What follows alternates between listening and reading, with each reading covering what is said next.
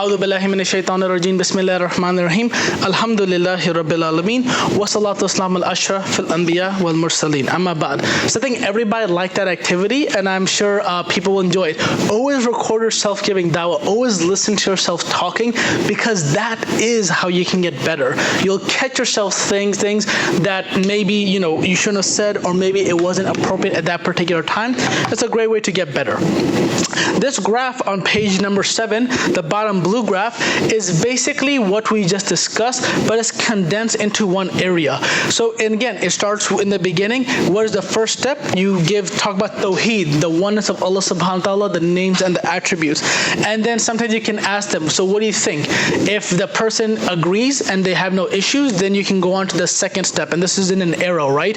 If they don't agree, then you can explain it to them. So for example, you're speaking to an atheist, you say, as Muslims, we believe in Allah, that He is God alone, He creates everything in the heavens and the earth. The atheist is like, well, I don't believe in God, there is no God. Then before continuing, you can actually address that concern that that person has, and then go to the next section. Then it goes to the prophets, the Quran, the Day of Judgment, and then the golden rule. You'll notice at the end, there's these 3 different bullet points. Number 1 is accept Islam. Number 2 is no, but they have a difficult question. And number 3 is no without reason. So these are usually the generic outcomes of you giving dawah. The first, mashallah, of course, is that the person accepts Islam, in which case there's nothing to do but rejoice and have them give the shahada, right? But that doesn't happen most of the time. Rather, what you'll have happen is these 2. So you say, would you like to become a Muslim? The person will respond by saying no, and they'll give you a difficult question. Well, women are oppressed in Islam. Muslims are terrorists. I don't believe in God. I believe in God, but I don't believe Muhammad is a prophet. These types of things will come up. If that happens, you then need to address that question, and we'll discuss difficult question at the end. And then after you're done addressing the question, ask the golden rule again. So if you give this presentation and somebody is interested, they're not interested, but they say no, and they give you a reason, always address that reason and then follow up. I've answered your question. How about now? Now are you interested? Do you have any other questions? Anything else that's keeping you from becoming a Muslim? Always do that, and then that repetition will, inshallah, allow them to become a Muslim. The third, no, and this is the hardest one. No, and there's no reason. Hey, would you like to become Muslim? No. Oh, do you have a reason why? No, just, it's Tuesday. I'm not really interested in changing my religion. It's a big deal. I have to learn more about you guys. These are the type of questions you might get asked.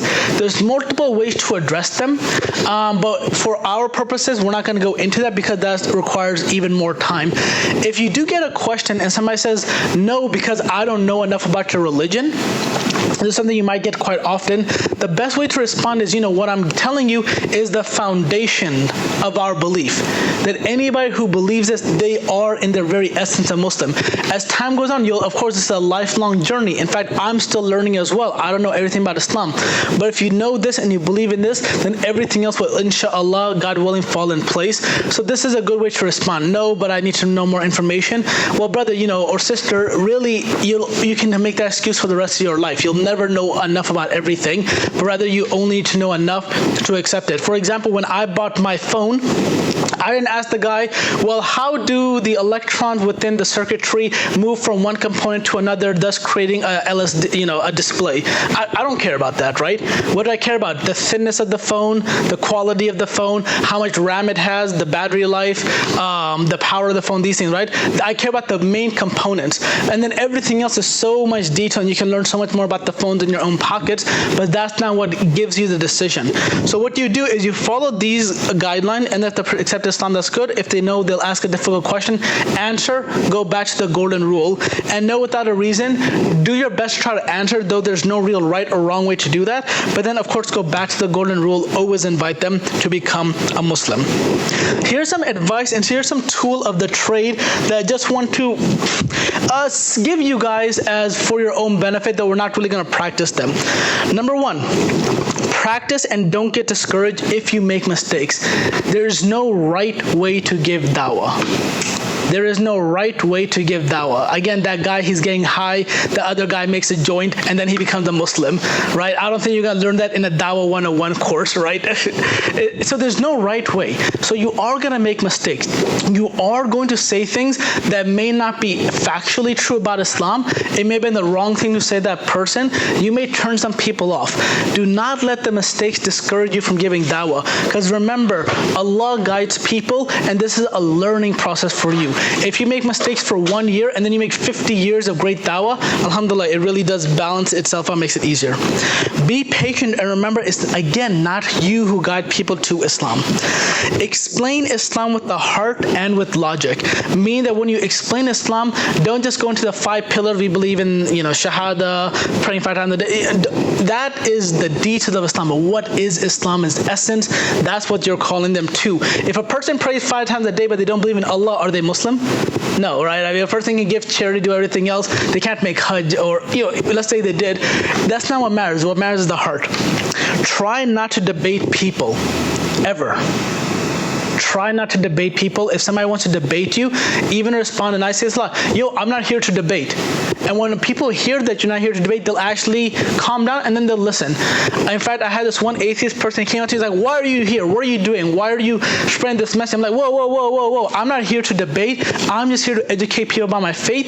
If you have a few minutes, please talk to me. I'd love to speak to you. And they're like, oh, okay. Well, why not, So always try to bring it down a notch. If somebody's aggressive to you, do not respond with aggression. Of course, there's some cases where you might have to, in which case you can use your discretion to do so. Practice your introduction and your invitation to Islam. How are you going to introduce what we discussed here, and how do you invite people to accept Islam? Don't be afraid, because Allah subhanahu wa ta'ala is with you. Do not be afraid. Do not allow yourself to become intimidated, because Allah is with you. Remember, it is okay to be afraid. Allah subhanahu wa ta'ala told Musa alayhi salam, go and invite Fir'aun, because he has done oppression in the land. And Musa alayhi salam was afraid. Right? He gave 2 examples. One example is that they're likely going to kill me because, I did a crime there. Second thing is I can't speak right. He had a lips from childhood at that time. So he basically made the famous dua, and he asked for his brother Harun, Aaron in English, to join him. So it's okay to be afraid, but do not allow that to intimidate you to not give dawah to others. And again, this is the most important in bold. Stay on target. The shaitan will try to divert you. The shaitan has many ways of tricking da'is, and one of the best ways that he uses is for you to go on tangents. He will love for you and I to spend an hour and a half talking to somebody about how the Quran explains chemistry, right? But what does that do? Or telling people why they should wear the hijab, why women wear the hijab, right? Even I know women who wear the hijab who are not Muslim, but does that mean that they're saved? The answer is no, right? If you convince somebody to only eat halal zabiya meat, right, and only eat Daee food, is that person going to go to Jeddah? I don't think so, right? In fact, our good friend, he just recently got married. His wife used to be Jewish, and she, being Jewish, would wear the headscarf. SubhanAllah, right? And now she's a Muslim. So again, the shaitan wants you to not focus on the core of Islam. He wants you to get in debates. He wants you to get in all these different tangents, but it doesn't focus on the core. A person can believe Muslims are the greatest people in the world. They contribute so much to civilization, that Israel belonged to Palestine and the Muslims. That per se that person, it does not. So remember, stay focused, inshallah. Moving on to the characteristics of a da'i. The characteristics of a da'i. This is extremely important because your character is the greatest factor in bringing people to Islam. In fact, the mother of Imam Abu Hanifa, she told Imam Abu Hanifa to first learn the character of his teachers and then to learn the religion from them. First learn the character and then learn the religion. You'll realize that character, the way you act around people, will have a much greater impact on them being willing to accept Islam and stay Muslim than actually things that you might say or do around them. The companion asked, O Messenger of Allah, who are the strangers? He replied, those who rectify themselves and others when people become corrupt. This is actually one of my semi-favorite hadiths, because a Muslim who is religious, a Muslim who is pious, is a stranger amongst humanity. Not only are they a stranger to non-Muslim, but they're also a stranger, as Fatima said so elegantly, they're also a stranger amongst Muslims, right?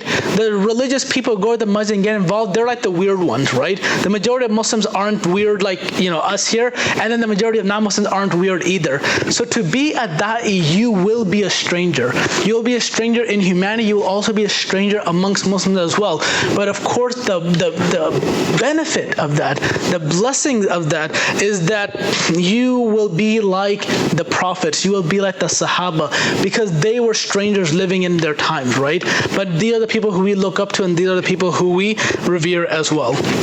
So let's go over the characteristics. A lot of this is fairly common sense type of things, but it is important for us to go over it nonetheless, inshallah. But I'm going to go through it very quickly so we can actually get to the meat of the program, which is actually how to give what everyone wants. It was actually how to give dawah. But let's go into this, inshallah. So what are some of the characteristics that all of us must have? First and foremost, we must have good akhlaq, which is manners, loosely translated as manners within Islam. So let's actually bring this down. We must have good manners within Islam. Many religious people have very terrible manners, right? You go to the masjid, the uncle will be like, why are you here? What are you doing? Why are you laughing? Why are you running around? Put your shoes off, do this. You have religious people are known to be very strict, not to smile ever, and to have that type of personality. This is not the personality you and I want to have. We always want to have a personality of being welcoming, kind, and caring to others, even if the person you're speaking to, even if the Muslim you're speaking to is not kind and courteous to you at all, especially in those situations. Because again, you are not representing yourself. You are representing Allah subhanahu wa ta'ala, right? And people who are religious, they have the burden that people will look at everything they do and think this is what Islam preaches, right? So for example, if a religious person, they make a mistake, right? The community, the Muslim community will respond not by saying, oh, this person did the mistake, but they'll always say, oh, look at all these religious people. All they do is they preach good, but they don't actually act good, right? We've heard a lot of this happen as well. So again, you have this extra burden. So when people insult you, when people degrade you, when people do things that really bug you and rub you the wrong way, always take the higher ground, always be the more moral person, because you are a da'i. You are not representing yourself anymore. Good manners are not natural. They must be practiced. Aristotle, he wrote that you cannot have a business ethics class. You cannot just go to a college credit course to learn ethics or to learn morality. It's impossible. Ethics and morality is something that has to be learned. It has to be practiced. It has to be nurtured, which is why in the early generations, people, the reason you want to learn from a sheikh, the reason you want to go overseas and study is not because that person knows more than you do, which likely they do. The reason because all the subtle things they do with their manners, with their character, that is what is worth traveling. That is what is worth learning. And that is what you cannot learn from a book. I had a sheikh, for example, whenever he'd go into the musalla, he would never hold his hands like this, right? He would never cross his hands like this, because this for him meant something like impatience, right? He would always, when sitting down, he would always sit on his knees. He would never sit cross-legged. He would never lean back, always on his knees facing forward. These are very subtle things that not everybody has to do. He never preached it. He never asked us to do it, but these are the subtle characteristics that a person learns. I saw another imam, basically there's an argument in the masjid, right? And then the people were arguing back and forth, raising their voices, yelling and being loud. He could have very easily, what would you do in that situation? You'd probably tell them, stop yelling, stop doing these things, right? What he did is he basically stood up, walked in between them, and walked out the masjid and left. And then the people, just from that action, they learned that what they're doing is inappropriate, right? Very subtle things. These characteristics is something that, all of us must really try to develop and really should try to make a part of our lives. I'll give you guys a joke. So, there's a good friend of mine, he's a Daee, and all of us know that when you die, the last thing you want to say is La ilaha illallah. And if you say La ilaha illallah, then Allah forgives you and lets you enter into His garden, inshallah, right? So basically he's crossing the road, right? And then a car out of nowhere comes down the road, speeds up, almost hits him, he dives out of the way, saves himself, right? Almost got hit. So when that happened, the words he said when that car was about to hit him, what do you think he said? We're like, Ashhadu an la ilaha illallah. No, the first thing is, oh, sugar, right? As you can imagine, right? And then the car missed him and whatnot. And this really had an impact on him because it reminds us that when you're in that situation, unless you live a life of submitting your will to Allah, when the pains of death come, when this tragedy comes, you will have a hard time saying Ashhadu an la ilaha illallah. Like this guy, he's a righteous person, but when that happens, and then he meets Allah subhanahu wa ta'ala, and the first thing he says, oh sugar, subhanallah, can you imagine that? So the point is, practice your good manners. Practice not responding to people. Practice letting people yell at you. As I mentioned earlier, I work with CARE, so I get death threats at least 2-3 times a month from my cell phone, from calls, from when I go out to places. Initially it affected me a lot, but now it doesn't affect me as much because these people are ignorant in the real sense. They live in a world, live in a society where they honestly believe Islam is the enemy, Islam is evil, and they're trying to express themselves in that sense. So I don't let that affect me anymore, right? But this didn't happen overnight. This took time to build up. A portion of having good manners and having good character is also you need to have knowledge of Islam. Knowledge of Islam is fundamental to giving dawah. You don't need to have a lot of knowledge, but to be a da'i, like we're trying to train you guys to be, it means you understand more than like the average Muslim understands about the religion. Not having proper knowledge means that you can engage in one of the worst sins within Islam, which is spreading false knowledge, especially that false knowledge leads to what's called bid'ah, right? Innovation within the religion. And much of the Islam that you learn as a kid is not true Islam. It is cultural based. It is, based on so many really weird, odd things. I remember when I was young, I was taught that jadoo is like magic, right? Black magic, and nazar, the evil eye. Like, anybody got sick, that's where it came from. And only when I got older did I realize it. Make sure your knowledge is based off of the Quran and the Sunnah, and that you're only preaching that which you are very confident about. Only preach that which you are very confident about. Do not be afraid to say the magic statement, a statement that I say all the time, which is, I do not know, right? I don't know. What do Muslims believe about this? I have no idea, right? Because again, it's in that situation, you feel you are representing Islam. If you don't ask that person, he might not accept Islam, something might happen, you'll lose the argument, you lose the debate. In the end, brothers and sisters, it is always better to say, I don't know, when you don't know the answer, than try to wing it to make it up make it up or these types of things. And believe me, I don't know will get you into, will help you in multiple ways. You also need to logically have knowledge of the people. The way I give dawah to people in Ferguson, Missouri is different than the way I give dawah to people in, let's say, Ladue, right? Or let's say in Bosnian or South County, or children or adults. Every single person has a different package when they're speaking to you. And for you to respond the same is not acceptable. Many dawah classes that I've been a part of, they make you memorize, the thing we went over. They make students memorize it. And then once they memorize it, they just regurgitate it again and again and again.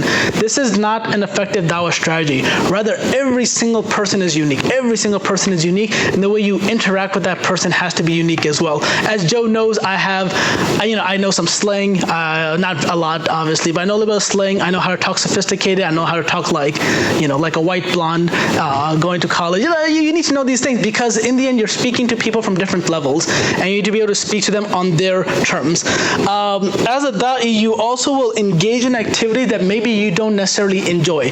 So for example, I don't enjoy watching sports, but the population around me, that's something a lot of people like sports. A lot of people watch the Rams, the Cardinals, other teams like this. So to keep up with sports in order to give dawah is a part of dawah itself. In order to keep up with like movie trends. I don't recommend watching movies per se, but you can go to IMDb, learn about a movie that's come out, and actually use that in order to give dawah. In fact, many, for example, within the African American community, many people are like quasi-Muslim-ish because of like black rappers, because of Malcolm X, because of Muhammad Ali.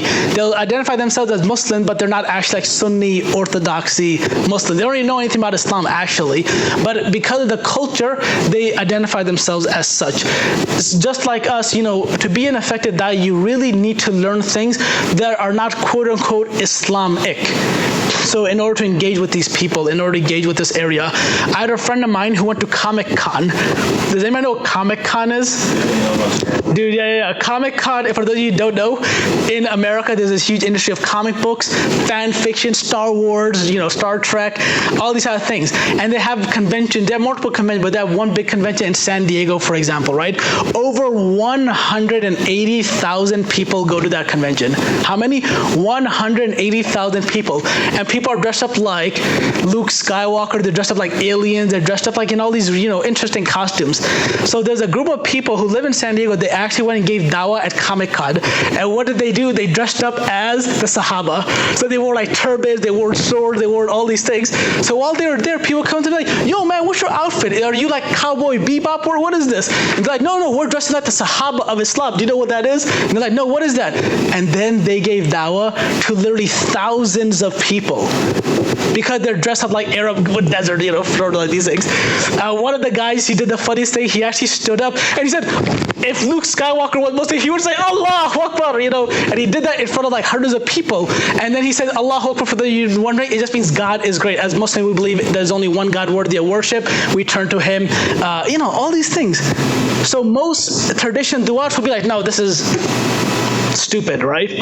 But in reality, you need to go to people who you're not comfortable to go into. It's good to have a wide breadth of knowledge in areas you don't know. And actually, this is part of the prophets as well. Lut alayhi salam, he went to a society of people who were, you know, sodomites. They were like gay men.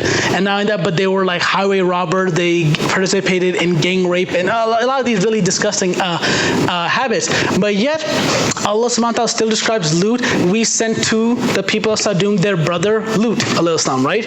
And then when, I don't want to get into that story, but the point is, he knew what his people were going through, right? The Prophet ﷺ, during his time, the Arabs used to circumvent the Kaaba naked. They used to take off their clothes. The example they gave is that we sinned in these clothes. How can we ask Allah for repentance in the same clothes we sinned in, right? That was their logic behind that. The Prophet ﷺ lived in Mecca, right? Do you think he didn't know this was going on? Do you think he wasn't, I don't want to get into it, but you kind of understand what I'm trying to say. So the thing is, a da'i also should have knowledge of the people. And this is not, as some people say, useless knowledge. To know that Justin Bieber is like a big all-star type of person, it may sound stupid in the beginning, but actually a lot of people, they relate to this person, relate to other musicians, movies, films, and these things. And it's a good practice for da'is to know them as well. Secular knowledge. Secular knowledge is more of like, how does the political system work? Islam is not just a religion. Islam is an entire way of life that also governs societies, communities, nations as well. And part of the dawah that we give has to be a dawah to expose the dangerous realities of other political systems, to say the very least. So for example, communism was state-sponsored atheism. Communism still affects, for example, the southern parts of Russia area, so like Azerbaijan, Turkmenistan, multiple Muslim countries are still suffering from basically communism there. Most of these places are very secular, the governments are secular, the people are also secular as well. So part of dawah is not only to be able to talk to Christians and Jews and these other types of people, but religion is also political. People can have a political religious belief, such as a communist belief is actually a religious ideology. If you want to just change the words around, it is that. So being able to speak out against communism, being able to speak out against like excessive capitalism, being able to speak out against other political systems is also part of Dawah, because Islam gives you a political system that in many ways agrees with certain practices of other tradition, but also disagrees with it as well. A characteristic all of us should remember is to listen. Many of us, we are very good at talking and conveying the message and speaking. We're not that good at actually listening. If you can engage in a conversation where you say a few words and the person says, paragraphs and sentences, you're probably doing the right thing. It's very, very hard for us to listen. In fact, many of the da'is that I personally know will cut people off while they're talking.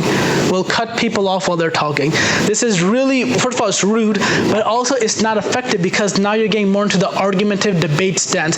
There is a time and place to cut people off. Like if you're on CNN and there's some racist guy who's debating you, okay, then you engage in cutting off, then you engage in other tactics.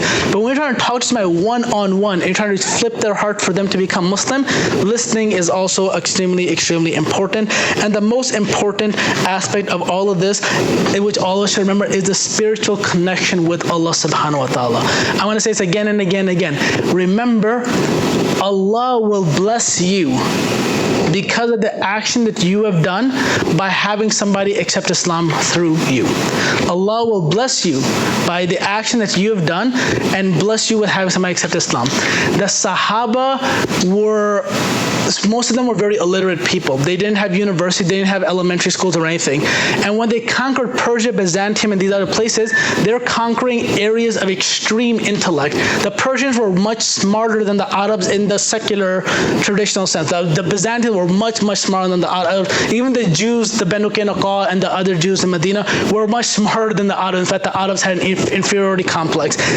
That doesn't matter how smart you are, whether you're able to logically argue their point. The point is, if you have that connection with Allah subhanahu wa ta'ala, if you're able to build that relationship and sincerely give dawah for that purpose, Allah will bless you to have people become as Muslim. And everything we're doing here is, of course, you still do need tools. You still need to know what is Christianity. You still need to know how to argue, but that shouldn't be your main goal. And I'll give you a personal example for myself.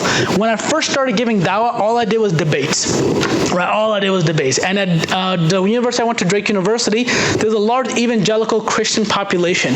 So I memorized so many biblical verses. I would sit with them and I could literally prove to them, in the Bible, that Jesus is not God, that Jesus didn't even die on the cross, right? Like really, really interesting thing. But how many people accept Islam? None. Why? Because in my heart, I was doing it to feel better about myself, that I can defeat these people in this debate.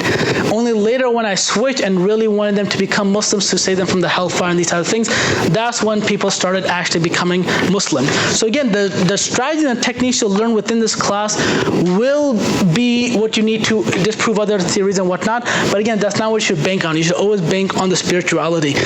Before you give dawah, pray Qiyamul Layl, pray at night, do extra salah, give sadaqah, be good to your parents, do something, anything out of the ordinary, and then inshallah do it with the intent that Allah will bless you and accept this deed, but also accept your deed when you actually go and give dawah to the people as well.